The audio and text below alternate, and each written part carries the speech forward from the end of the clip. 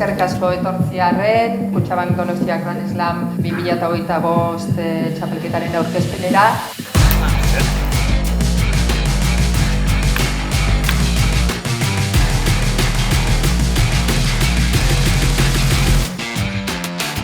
Larunbat hontan hasiko da maiatzak 3an txapelketa hau, plazer bat da gure kiroladan zesta punta babestu ahal izatea. Que haya cada vez más cesta punta en San Sebastián es algo muy importante y que además eso se extienda a la modalidad femenina es un objetivo prioritario. Este campeonato es también una oportunidad perfecta porque ofrecemos a quienes nos visitan algo más allá que va del paisaje y de la gastronomía. Les brindamos un espectáculo cargado de autenticidad que conecta diariamente con nuestra cultura. Grand Slama mutilena jolastuko dute 6 bikote eta nesken Master Seriesan 4 bikote. Eta espero dugu urte gutxitan nesken txapelketa ere Grand Slam bat izatea eta 6 bikote izatea.